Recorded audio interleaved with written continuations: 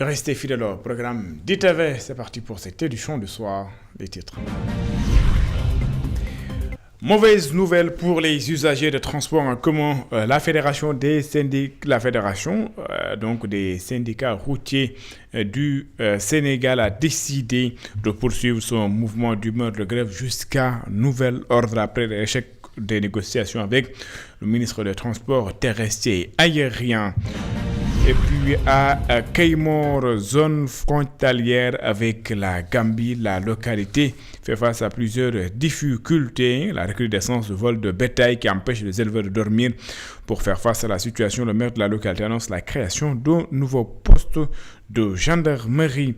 Et puis dans cette édition également, université Souleymane Niang de Matam, avec la visite du préfet de Matam, une visite de terrain. L'exécution des travaux est estimée à hauteur de 80%. L'autorité préfectorale insiste sur l'exécution de la digue de protection. Et puis en sport, nous allons prendre des nouvelles des Lions dans les championnats européens. Week-end donc des Lions, Sadio Mané buteur, Antoine Mendy buteur et d'autres internationaux sénégalais qui ont également marqué à l'image de Mbaye Diagne. Voilà pour les titres. Le développement, c'est dans une poignée de secondes.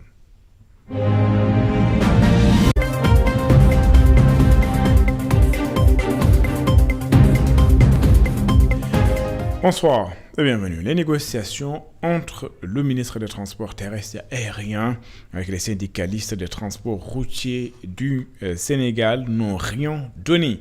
Raison pour laquelle Alassane Ndoye et compagnie ont décidé de poursuivre la grève jusqu'à nouvel ordre. Cela aux grandes dames des usagers des transports en commun.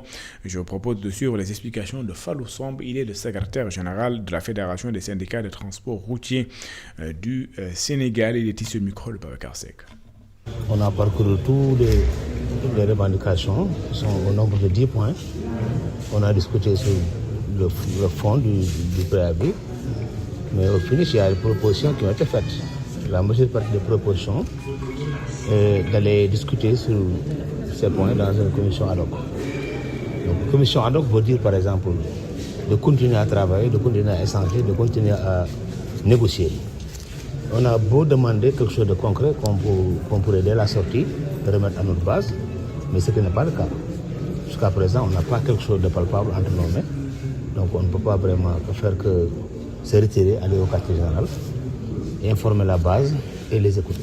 Mais jusqu'au moment où je vous parle, la grève continue. On mettait toujours le mot d'ordre jusqu'à nouvel ordre, parce qu'on ne peut pas s'engager à lever le mot d'ordre sans pour autant informer la base et les écouter. Parce que si on avait quelque chose de concret qu'on peut les remettre, là on pouvait lever le mot d'ordre, mais on n'en a pas.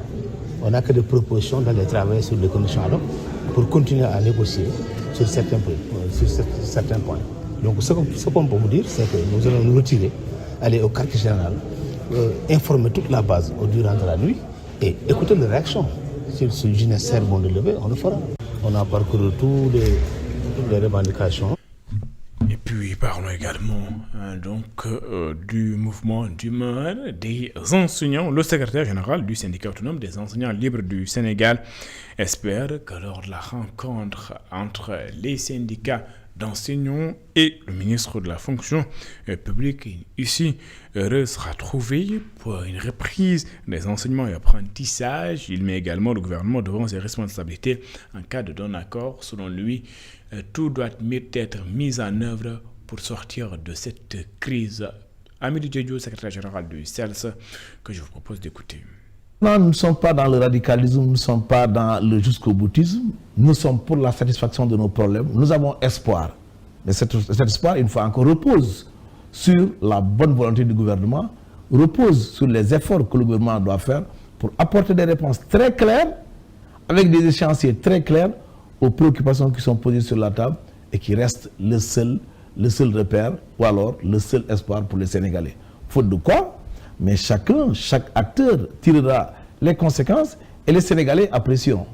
Le gouvernement avait envoyé un projet de protocole d'accord aux organisations syndicales.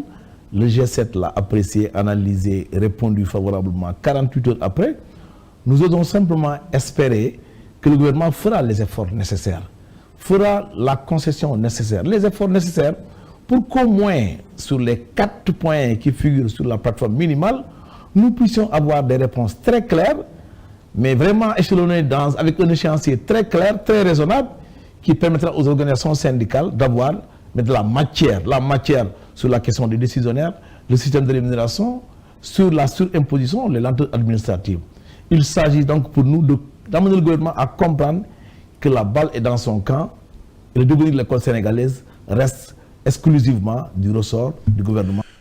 Le club du 3e âge et le foyer des jeunes de Niague ont décidé de célébrer donc, la fête de l'indépendance à leur manière. Avec la population, les activités culturelles, sportives ont été organisées au niveau du lac Rose et dans les villages environnants. Les jeunes n'ont pas manqué d'interpeller les autorités par rapport à la promotion touristique du lac Rose. Babacar Seck.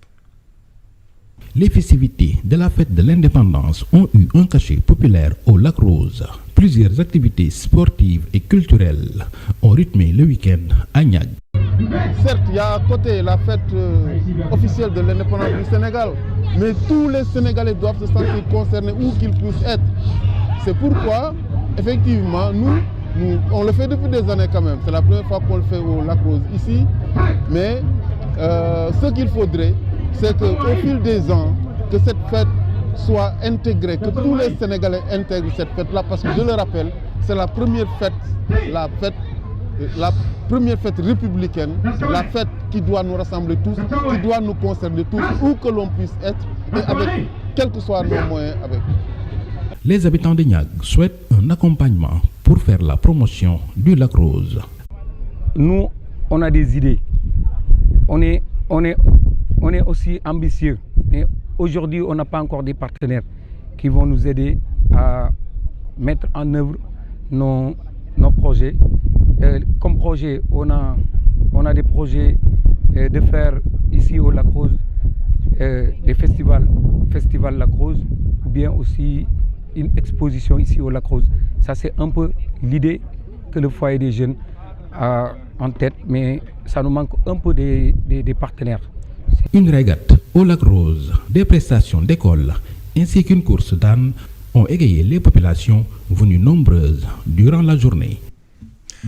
Babacar Seck, et puis retenez également qu'à Sessène, le maire de la commune a donc profité de la tribune pour dresser un tableau sombre de la commune. Il estime que Sessène fait face à un manque criard de services sociaux, de services de base, mais également la localité est confrontée à l'absence de plusieurs infrastructures, à savoir la construction de centres d'incubation, mais également l'opportunité d'emploi dans sa commune.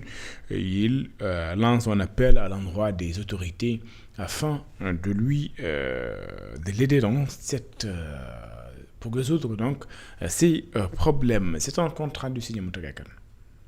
Cette année, c'était au tour de la commune de Sessène d'organiser la fête de l'indépendance dans le Ndiagem. Le maire pour déplorer le manque de services sociaux de base. On pensait qu'en 2026, il n'existerait aucun amour au niveau du département de Bourg qui n'est pas électrifié. Malheureusement, on attend jusqu'à présent. L'eau en manque encore. On croyait que l'État, comme il l'avait dit, ils vont redoubler d'efforts, mais malheureusement jusqu'à présent, actuellement, CSN est avec 4 CM. Il est avec son 5e CM actuellement qu'on est en train de créer au niveau de Diadiane. Jusqu'à présent, l'État n'a pas construit au lycée à CSN. Ça, c'est clair. Encore, surtout, ce qu'on demande, c'est l'électrification. Toutefois, l'espoir reste permis avec le futur centre d'incubation en cours de construction qui devrait générer près de 2500 emplois. Mais avec le centre d'incubation que l'État est en train de faire au niveau de la commune de Sessène, ça serait une bonne chose pour la population. Il le fait pas seulement pour la commune de Sessène, mais pour l'arrondissement de Sessène.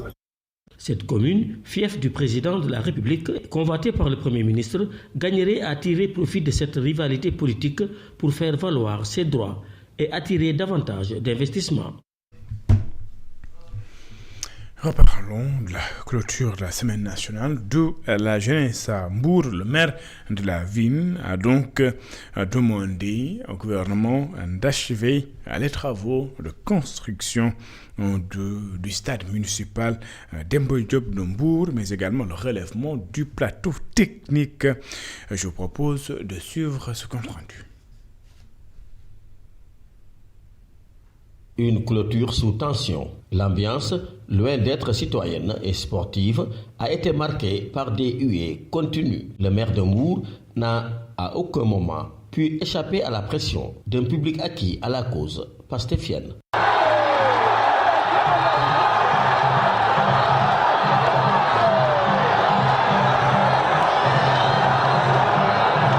Rompu à l'exercice politique, le maire de la capitale de la Petite Côte a toutefois gardé son sang-froid. Il a tenu à rendre hommage aux figures emblématiques du sport mbourois. Mesdames, Messieurs, chères jeunesse de notre pays, Mbour, terre de sport et de culture, vivre au rythme de l'olympisme. Notre département est le poumon battant de l'engagement citoyen de la région. Cet héritage est porté par des légendes qui ont écrit les plus belles pages de notre histoire sportive. Dans la foulée, il a interpellé le Premier ministre sur l'urgence d'achever les infrastructures sportives, notamment le stade municipal. À l'approche des Jeux olympiques de la jeunesse, je pose deux doléances majeures. Le soutien à l'achèvement du stade municipal et le relèvement du plateau technique du stade Caroline Faye. Mais au-delà du symbole, nous attendons des actes à la mesure de notre ambition. Ñun stade lañu bëgg. Ñun stade lañu bëgg. Malgré l'hostilité ambiante, le maire a remercié le public. Je vous remercie de votre aimable attention. Merci beaucoup. Une déclaration qui contraste fortement avec la tension observée sur le terrain. Disait en titre à Kayemor, commune du département de Nioro et frontalière à la Gambie, c'est la recrudescence du vol de bétail qui empêche les éleveurs de dormir. Et pour faire face à la situation, le maire de la localité annonce la création d'un nouveau poste de gendarmerie. Salou Cissé a également plaidé en faveur de la jeunesse de Kayemor qui manque d'infrastructures sportives. Sékou Diallo Essoumay. Pour les populations de Kayemor, l'insécurité se manifeste principalement par le fléau récurrent du vol de bétail. Pour y remédier, l'édile a annoncé une avancée concrète, la construction d'une infrastructure dédiée aux forces de l'ordre. Nous avons un projet de construire un poste de gendarmerie au niveau de notre commune, ce qui nous permettra au moins de lutter contre le vol de bétail et autres choses. Parce que vous savez, quand nous sommes presque au niveau de la frontière gambienne, c'est une commune vraiment qui fait à moins de 10 km de la frontière gambienne. Et nous avons vraiment besoin de cette sécurité. Si Kayemor regorge de talents sportifs, l'absence d'infrastructures adéquates freine le rayonnement. Le maire a profité de cette tribune pour lancer un appel solennel aux autorités étatiques. C'est vrai qu'il y a des talents cachés au niveau de cette commune. Les problèmes que nous confrontons, c'est juste qu'il n'y a pas d'infrastructure sportive. C'est ce qui fait défaut au Sénégal. Je ne parle même pas au niveau de la commune de Kayemor, mais c'est à l'échelle nationale. On a vu sur le plan du football, nous avons des infrastructures, mais c'est vraiment insuffisant. L'ouverture vers l'international constitue l'autre levier de développement identifié par la municipalité. Grâce au récent pacte de jumelage signé avec la ville de Porto Torres, En Italie, Kaymor ambitionne de devenir un pôle pour les sports de combat. J'ai été très satisfait aujourd'hui de voir au niveau du défilé que des jeunes de la commune de Kaymor essaient de pratiquer le sport comme les arts martiaux. Une fois que la mission de la commune de Kaymor ira en Italie, ils vont vraiment porter cette doléance au niveau de nos partenaires. Entre surveillance du territoire et diplomatie sportive, Saliou Cissé trace la feuille de route du développement de sa commune. Une vision qui, à l'occasion de cette fête nationale, place l'émergence de Kaymor sous le signe de l'action et de l'ouverture internationale. Sékou Diallo, le maire de Ndjebel, lui salue le professionnalisme des forces de défense et de sécurité dans le cadre des préparatifs des Jeux olympiques de la jeunesse Dakar 2026.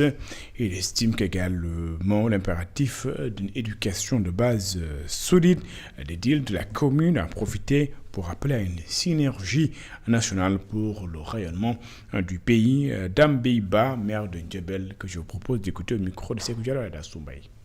Aujourd'hui, j'ai une satisfaction totale et parfaite sur toute la ligne. Parce que la mobilisation était au rendez-vous, le défilé a été impeccable, les forces de défense et de sécurité ont répondu, la population a répondu. Vraiment, nous sommes satisfaits, nous sommes comblés. Les forces de défense et de sécurité face aux Jeux Olympiques, aux JO de 2026, vous le savez, c'est un thème d'une importance capitale et actuelle. Parce que, vous le savez, c'est le Sénégal qui va abriter les Jeux Olympiques de la jeunesse en 2026. Donc, toute la population du Sénégal, toutes les collectivités territoriales, toutes les forces de défense et de sécurité doivent se mobiliser autour de l'essentiel pour que le Sénégal puisse triompher à travers le monde, à travers ces Jeux olympiques de 2026. Juste un rappel, l'éducation des enfants est la base de tout, parce qu'un État, un pays ne peut pas se développer sans une bonne éducation. Et il appartient à l'État de faire son rôle, les collectivités de faire son rôle, les éducateurs aussi de jouer le rôle, et aussi les parents. Parce que aussi la base de l'éducation, c'est d'abord les parents, avant que la collectivité, avant que l'État intervienne. C'est la base, c'est au niveau de la maison, c'est au niveau... C'est à la base, c'est dès le départ qu'on doit éduquer l'enfant, qu'on doit lui inculquer les valeurs qui lui permettront vraiment d'être un homme, d'être un modèle, d'être une référence à travers son pays, à travers le monde. Pour renforcer la cohésion sociale, la collaboration entre les forces de défense et de sécurité et les populations locales, les autorités administratives et les élus locaux de l'arrondissement de Kéniéba se sont donné la main dans le cadre de l'organisation du défilé du 4 avril dans cette localité très enclavée frontalière avec le Mali. Une première d'ailleurs dans la commune de Madina Fulbey qui d'accueillir la célébration de la fête de l'indépendance, initiative saluée par les populations locales qui se sont d'ailleurs fortement mobilisées. C'est une première dans cet arrondissement très enclavé du département de Bakel. Les autorités administratives et les élus locaux se sont donné la main pour organiser cette année le défilé du 4 avril. Une occasion pour renforcer la cohésion sociale, selon le sous-préfet Mamadou Amadou Sow. Au niveau de notre arrondissement de Kéniéba, cette célébration est également l'occasion de renforcer la cohésion sociale, de promouvoir les valeurs de civisme, de solidarité et de patriotisme. Elle nous rappelle que le développement de notre localité repose sur l'unité de ses fils et filles, ainsi que sur une collaboration étroite entre l'administration, les collectivités territoriales, les forces de défense et de sécurité et les populations.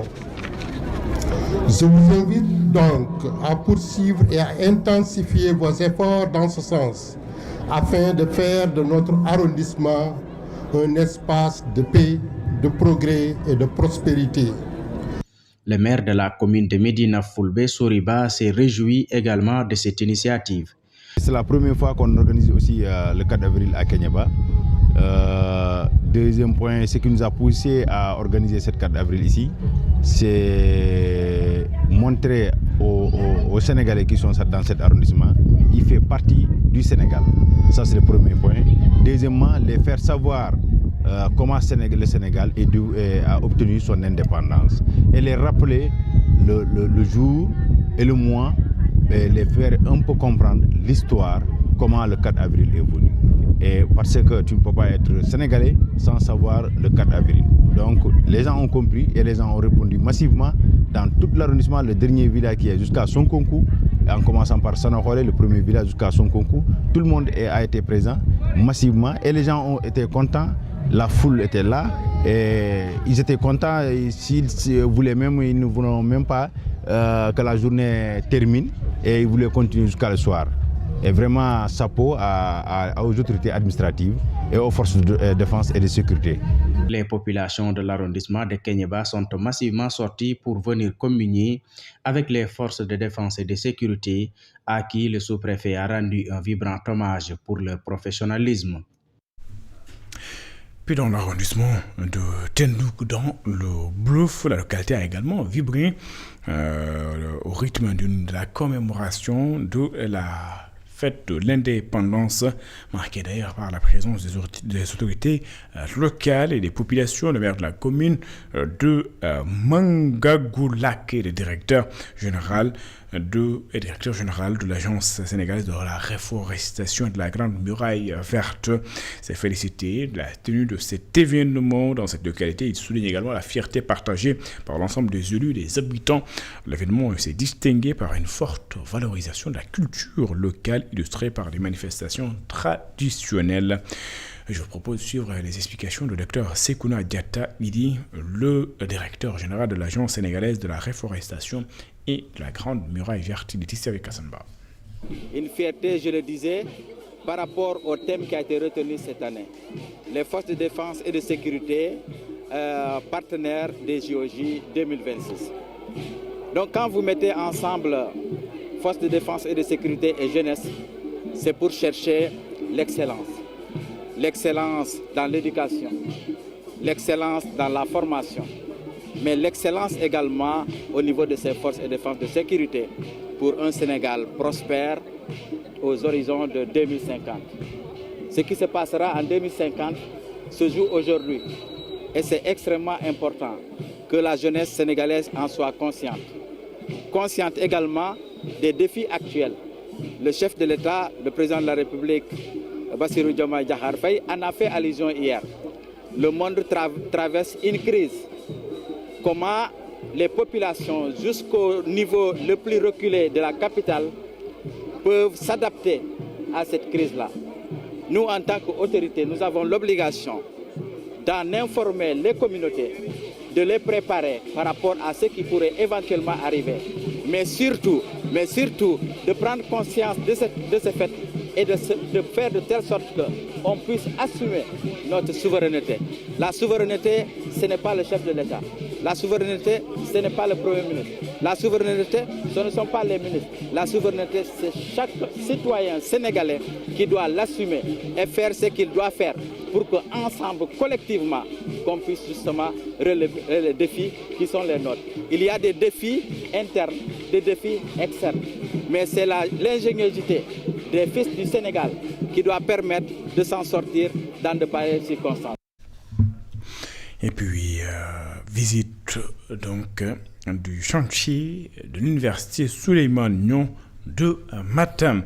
Le travaux d'exécution, dans l'exécution des travaux estimés à hauteur de 80%. L'autorité préfectorale insiste sur mais également la prise en charge de la digue de protection, la prise en charge de la construction de l'université continue de mobiliser tout le matériel nécessaire pour livrer l'infrastructure à date échue.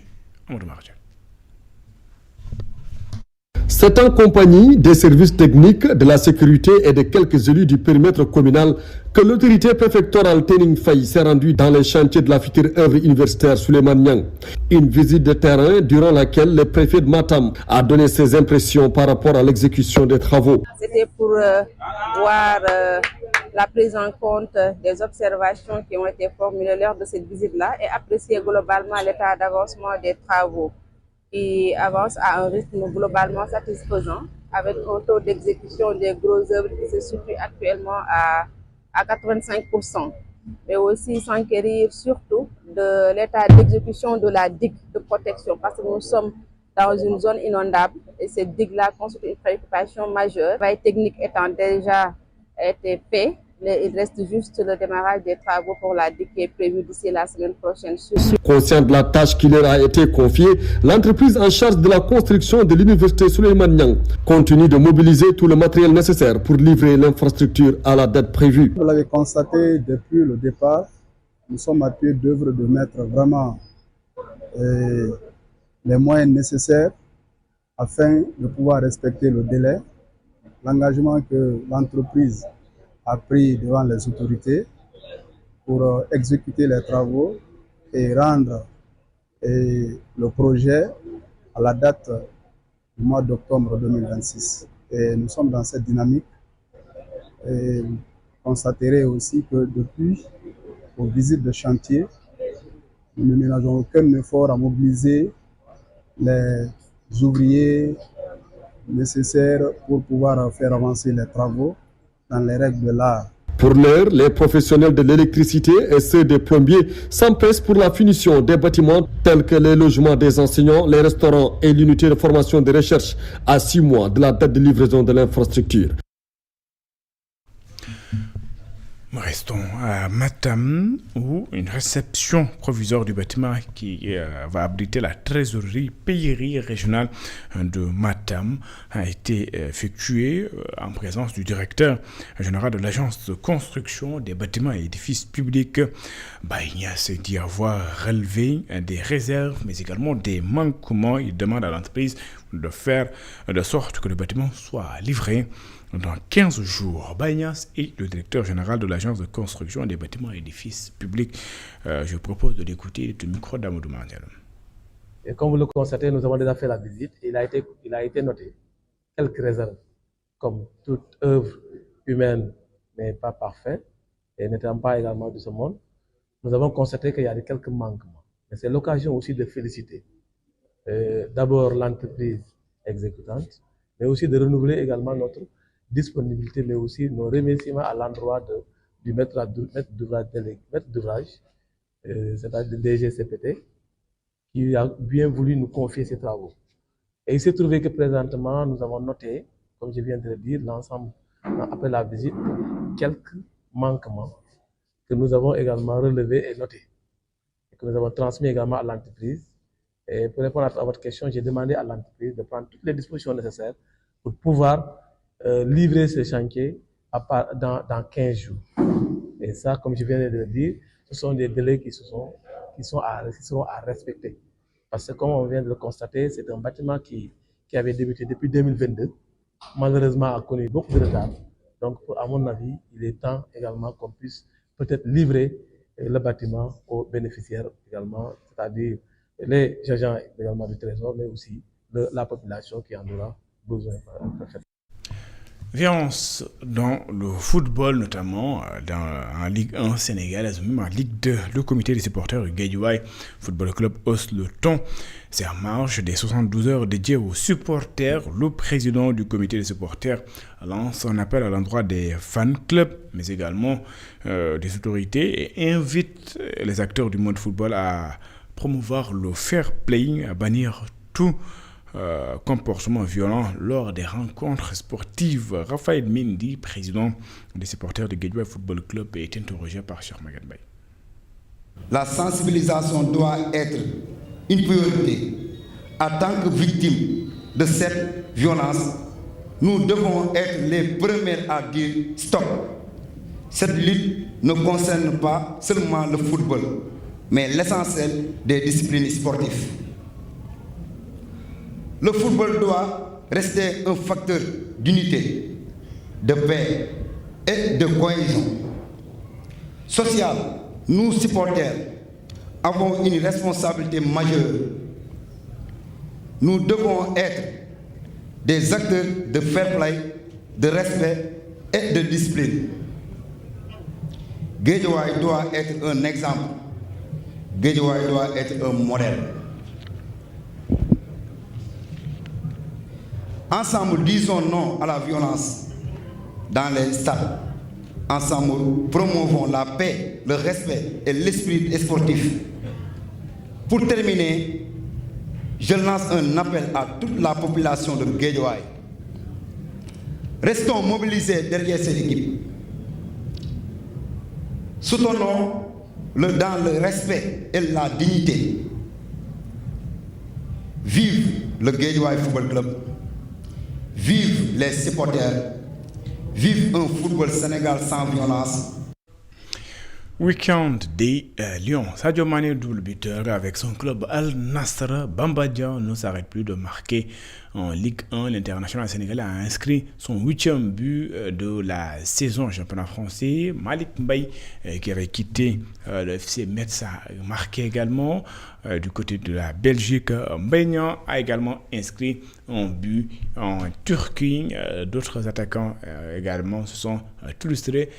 Même les défenseurs, Antoine Mendy qui vient d'inscrire son premier but avec son club, donc l'OGC Nice ce week-end. L'actualité sportive des Lions, c'est l'affaire de Djibril Gabissaro.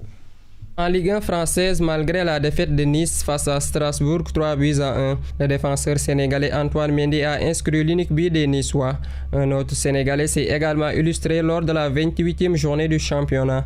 Il s'agit de Bamba Dieng qui a inscrit son 8e but en championnat, permettant ainsi à Lorient de concéder le match nul 1-1 face au Paris FC. Le Havre Issa Soumaré a délivré une passe décisive lors du match nul 1-1 entre le Havre et Auxerre. Son compatriote Mory Diaw, désigné meilleur joueur havrais du mois de mars, a été aussi décisif dans cette rencontre grâce à ses arrêts. En Belgique, Malik Mbaye a marqué contre Cercle de Bruges. Le Sénégalais a offert son club le point du nul en égalisant 2-2 à 15 minutes de la fin du match. En Turquie, Mbaye Diagne s'est encore illustré. Le Sénégalais a marqué un doublé permettant ainsi à son équipe de gagner 6-1 face à Boluspor lors de la 33e journée en 2e division turque. Le Sénégalais est à 27 réalisations depuis le début de la saison. Du côté de la Saudi Pro League, Sadio Mané, de retour de blessure, a inscrit un doublé dans la large victoire d'Al Nassr 5-2 sur Al Najmat, un match comptant pour la 27e journée. C'est la fin de cette édition. Merci de l'avoir suivi. Excellente suite de programme sur les antennes d'ITV. Retrouvez juste après moi Alassane Samba Diop pour un entretien exclusif avec le maire de Mantes-la-Jolie. C'est en France, le nouveau maire de Mantes-la-Jolie qui prend la parole. Il s'appelle Adama Gaye. Ce sera juste après cette édition. Et puis à 21h passée, je vais vous retrouver avec Amidou Diédhiou, secrétaire général du CELS, dans votre émission L'invité de la rédaction, un peu décalé pour une raison spéciale. À tout de suite.